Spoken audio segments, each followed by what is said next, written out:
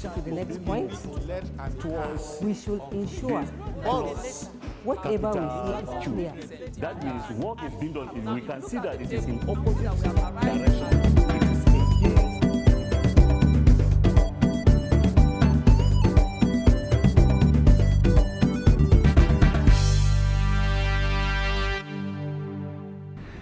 Hello learners, you are welcome to yet another lesson today on e-learning. My name is Ubi Ifeanyi. I will be taking you on economics. Today we are going to look at supply. In that supply we are looking at factors that affect elasticity of supply, and finally we look at price determination. Price determination, especially under equilibrium price. This equilibrium price is very, very important. I entered a lesson one time with some students. I now ask a question in my usual character. As I teach, I ask questions. So I said, what is equilibrium? This is say, sir, what? I said, equilibrium. What is equilibrium point?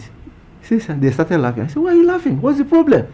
He says, sir, that word equilibrium. I said, so you've not heard equilibrium before? He said, yes.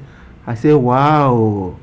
Okay. Today we are going to look at that equilibrium so that you know what equilibrium is all about, because you can find it in economics, you can still find it in mathematics. First, let us take the factors that affect elasticity of supply. As normal students, I believe you still remember what supply is. What is supply? We have done it, but I'm still going to refresh your memory in case you've forgotten. Supply is the quantity, or refers to the quantity of a commodity which the suppliers are willing, or which the producer is willing to, and able to make available for sale at a particular price and at a particular time. Here it is the producer, because he has to produce before he can make it available for sale.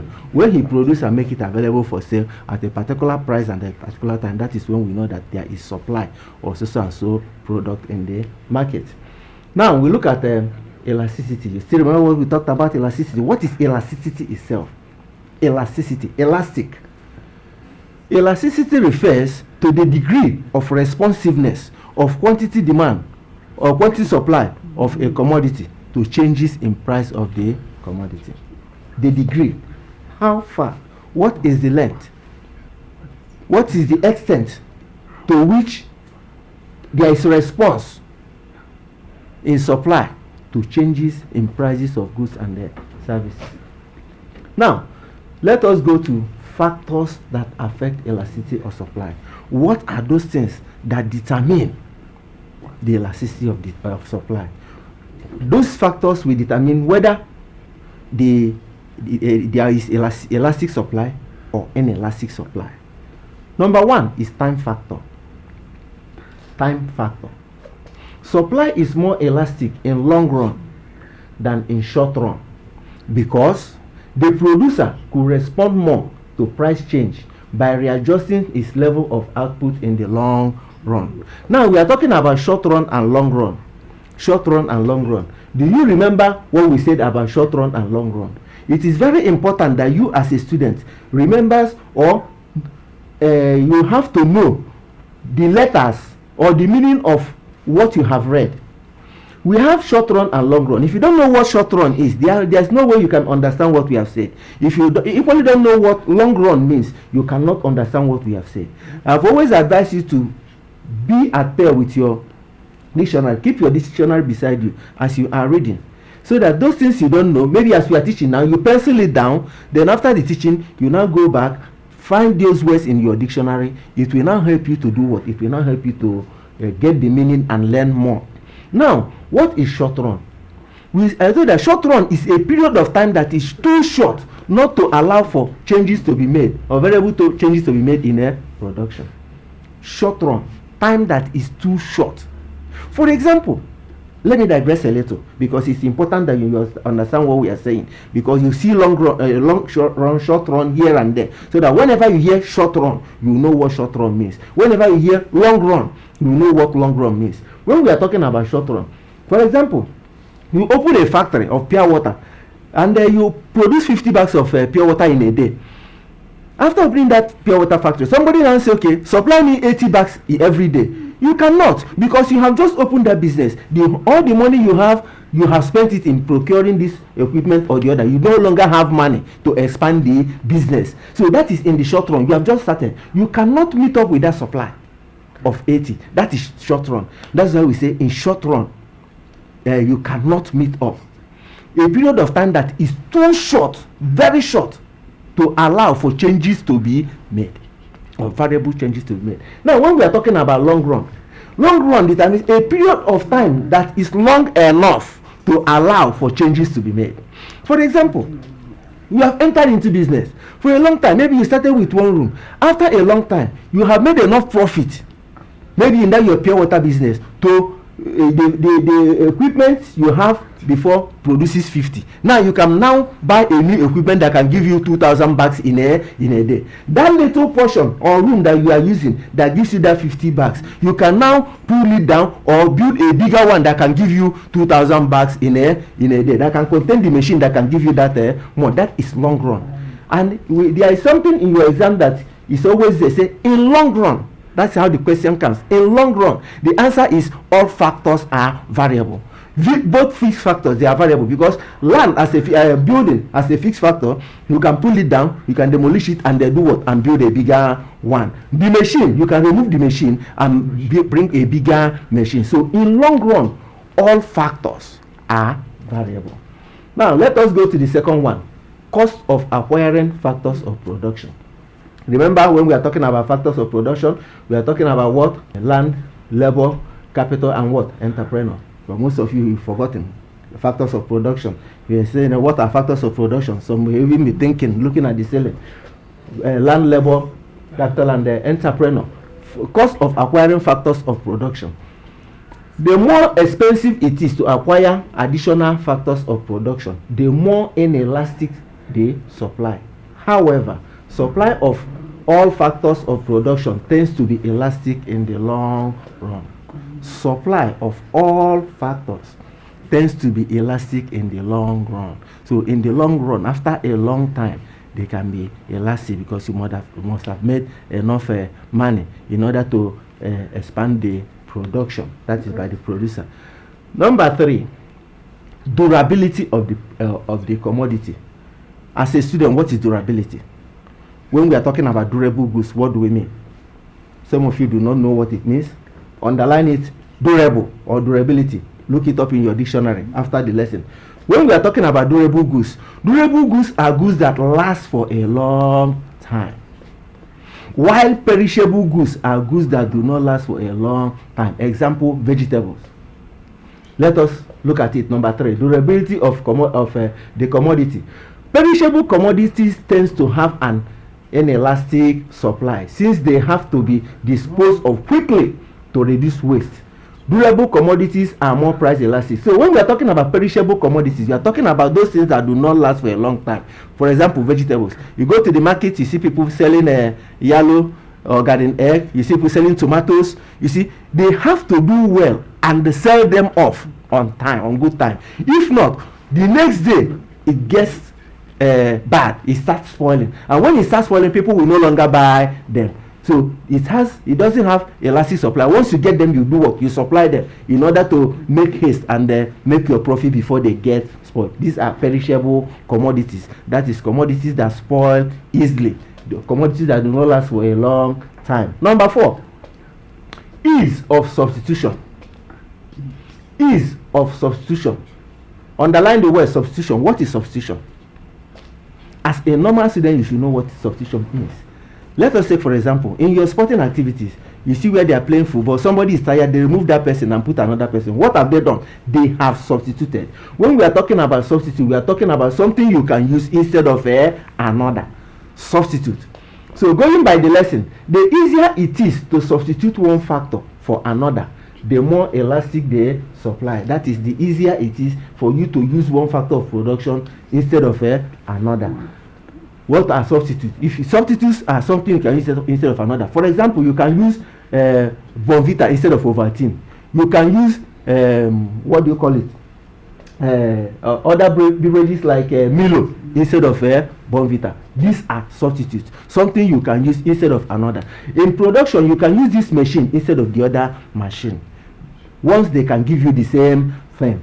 So what we are saying here is that the supply of a factor that can be used for alternative purposes is elastic, while the supply of the factor that can be used in only one purpose is inelastic.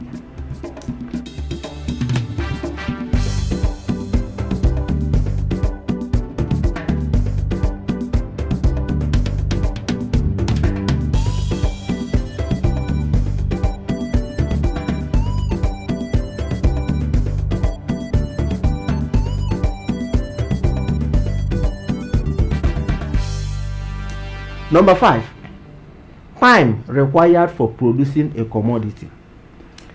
Time required for producing a commodity. In production takes a little time. Production is, the difference between demand and supply is that demand can take charge almost immediately. Demand will respond immediately, but in supply it takes an atom of air. It takes a little time for supply to change. Why? Because you have to take time to manufacture those products. It doesn't just come. But in demand, once you hear that the price has increased, you already know that what you have is 500 naira, and it is 500 naira worth of garri that you want to buy. So if you go to the market, if it is 2 mudu or 1 cup or 2 cup, you buy it like that. But in supply, the production must have to take place. Production doesn't just take place like that. You have to acquire the raw materials that you need in order to increase the production. You have to, before you now mix them together to get the commodity you want. So the time required for producing a commodity. Manufactured goods that take short time to produce have more elastic supply than agricultural products. Manufactured goods like pure water, you say I need 50 bags tomorrow, they will prepare it overnight and bring to you. But when you say you need 100 tubers of yam, when it's not yam season and the yams are still in the farm, you cannot get it because they are agricultural products. Number 6, ease of diversification of production. Ease of diversification of production. When we are talking about ease, we are talking about how easy it is for you to change to another level of production. Here we say that supply is more elastic if it is easier to put factors of production to alternative use. So supply is what? It is more elastic if you can put factors of production to alternative use. Use this one this way instead of using it that way. Use the other one and make it work in order to produce your goods and services. Number 7, structure of the market. Structure of the market. The easier it is for a producer to create different markets for his product, the more elastic it is. Structure of the market. When we are talking about creating a market, what do you mean by creating a market? For example, let me tell you, give you a little example of creating a market. If you watch something like Bonvita, they have created a market. They have this sachet Bonvita, you call it refill. They have the one in tin. Then they still have the one in a rubber, in something like plastic. Then they still have the ones in sachet. These are different markets.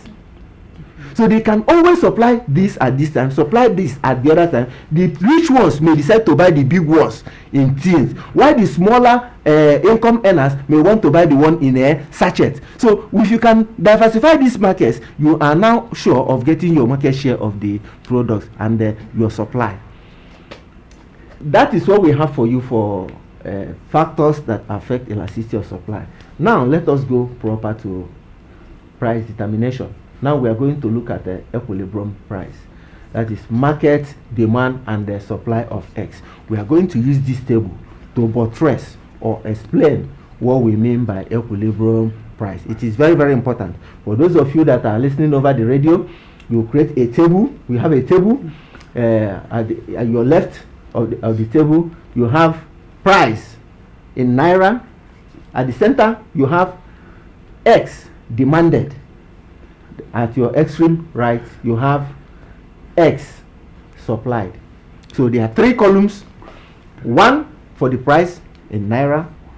Center one for number of X or X demanded. Then the third one is X supplied. Let's pick them one after the other. Number one, you have at 5 naira. That is when the price of egg is 5 naira an egg. The demand of egg is 110 eggs, while the supplier supplied 15 eggs. So price 5 naira, egg demanded 110, egg supplied 15. The second column, you have price 10, the egg demanded 90, while egg supplied 35. The third column, you have price of egg 20 naira, egg demanded 60 naira, egg supplied 60 eggs. The fourth one, you have price of egg 30 naira, 39 eggs demanded, 88 eggs supplied. And finally, you have price of egg 40 naira, quantity demanded 20 naira, while quantity supplied is 110 naira. Now let us see how it works. Look at this table. You now find out that the 5 naira is the lowest price, while 40 naira is the highest price. And remember the law of demand and supply. The law of demand says that the lower the price, the higher the quantity demand. So you now find out that at 5 naira, 110 eggs were demanded, but only 15 was supplied, following the law of supply. What is the law of supply? That law of supply says that that suppliers are willing to supply more at a high price than at a low price. So the higher the price, the higher the supply, because supply goes in the same direction while demand goes in opposite direction. Opposite direction in demand, meaning the higher the price, high there, then the lower the quantity going to the other side. But in supply, the higher the price, the higher the quantity supply. So supply goes in the same direction. Now using this, we will now find out what the equilibrium price is talking about. Remember, when we are talking about equilibrium price, we are talking about the point at which demand and supply are equal. So automatically, when you look at this table, you already know where the equilibrium price will fall. Let us move forward to the graphical representation. Now we have equilibrium itself. Look at the graph. You now see that at 40, that is when the price is 40 naira, you now find that supply is greater than demand. That is greater than D, supply greater than demand. What do it mean? It means that at the price of 40 naira is a very high price. Suppliers are willing to supply at that price. Why the demand has fallen? The people are not willing to buy at that high price. So at 40, you see supply greater than demand. Suppliers will supply, but people will not buy. The demand has reduced. Now you now come down to 5. At 5 naira, you now find out that what happened? Demand is greater than supply, because at 5 naira, 110 was demanded, while only 15 was supply. Then you go to price 20, which is the equilibrium price. If you look at that table, you now see that 20 naira is the equilibrium price, or the market price, because market price is gotten from the equilibrium price. That is, at 20 naira, 60x were demanded and 60x were supplied. That is equilibrium. Let us go further. It is worthy to note the following from the table and the graph we are giving to you. Number one says that the demand curve slopes downwards from left to right. Slope downwards from left here to right, going to right, showing that the lower the price, the greater the quantity of eggs demanded. Once the price is low, people will come out. The demand of people will increase. They want to take advantage of the low price to acquire more products. Number two, the supply curve slopes upwards from left to right. Supply slopes upwards, left to right, indicating that egg producers offer more eggs when the price is very high and fewer eggs when the price is very low. They offered more eggs when the price was 40 naira and offered very few eggs when the price was 5 naira. Number three, the demand and supply curve intersect at E. They meet at E. The demand and supply curve, they meet at E. That is the equilibrium point. This point establishes equilibrium price, that is 20. Equilibrium price at a y-axis and equilibrium quantity as at x-axis. Number 4, at equilibrium, the quantity supply is equal to the quantity demanded, that is 60x. At 20 naira, that is the equilibrium price, 60x we are demanded and 60x we are supplied, that is equilibrium. Number 5, the price 20 naira is the equilibrium price or the market price, which equates demand with supply. While number 6 says at equilibrium price there is neither surplus nor shortage. There is no surplus, there is no shortage. You see, at 20 naira, 60 was demanded and 60 was supplied. At number 7, you see that buyers will buy only 20x when the price goes up to 40 naira, and the producers are willing to supply 110, thus creating a surplus of 110 minus 20 equals to 90 unsold x. This means that supply is greater than demand of x. Number 8, because of the perishable nature of egg is perishable. They do not you cannot store them indefinitely. So producers sell the excess by lowering the price of the eggs. Since you cannot store them, the producers sell the excess egg by lowering the price so that people can come and buy it. This struggle to dispose of the excess eggs pushes the price down to equilibrium point. The price was high, 40, but then since they cannot store the egg for indefinitely, the eggs will spoil. So they now say, okay, let me bring out these eggs and sell them before they will spoil. Since they bring them up, then as you are bringing, others are bringing, then the price will be forced down to that equilibrium price, which is 20 naira. At 5 naira an egg, consumers will buy more eggs. Producers cannot cover the cost of feeding their birds. They will reduce the quantity of eggs offered for sale to 15 eggs, while demand has increased to 110 eggs. Thereby, you have a shortage of 110 minus 15, which is 95 eggs. Now, what happens? The consumers will now rush to buy the few eggs in the market. When they rush to scramble for that few eggs in the market, thereby forcing the price of to rise to the equilibrium point.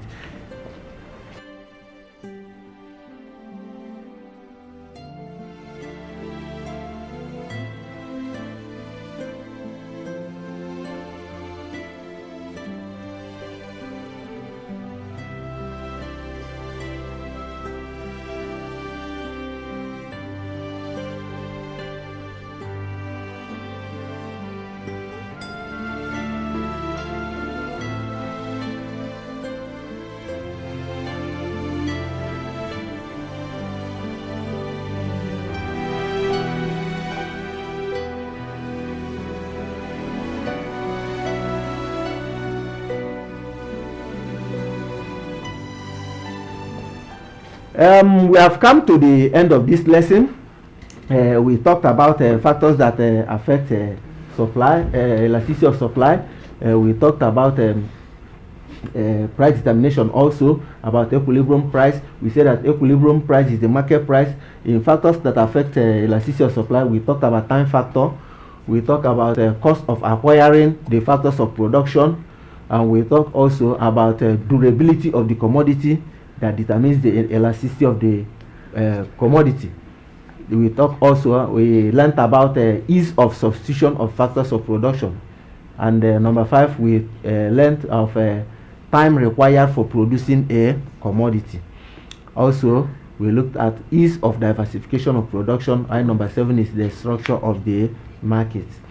We talked about equilibrium price, and we now know that the equilibrium price is the market price. That at equilibrium there is neither surplus or shortage. It is the point at which demand and supply are equal. That point of intersection between demand and supply, that is when we talk about equilibrium price. We have to look at the following assignments.